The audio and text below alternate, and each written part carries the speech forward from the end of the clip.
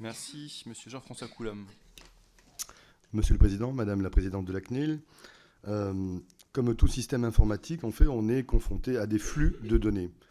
Il y a la création de ces données, leur stockage, la diffusion, la transmission. Alors, moi, j'aurais aimé savoir si vous êtes en mesure de donner des informations sur qui est-ce qui centralise les données qui sont ainsi collectées. Quel type de serveurs? À qui appartiennent-ils? Quelles sont leurs nationalités? Parce qu'il y a eu des débats et des questionnements il y a quelques mois déjà, maintenant au début de la crise Covid, justement sur la nature et la propriété des serveurs. Donc voilà une question sur les serveurs.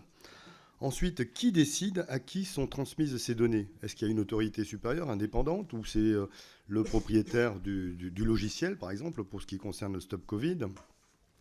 Donc, quels sont les droits finalement affectés aux détenteurs des données pour ensuite décider de qui en est le destinataire, ou l'utilisateur du moins?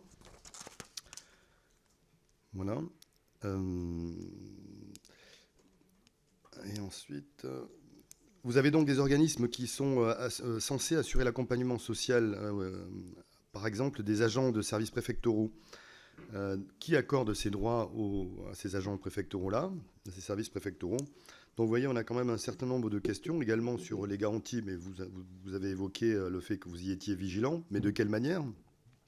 Et la dernière question porte sur finalement le droit d'accès et de révocation de ces données par les propriétaires qui sont, on va dire, les particuliers. Comment on fait pour avoir un système simple d'annulation ou de suppression ou d'accès du moins à toutes ces données?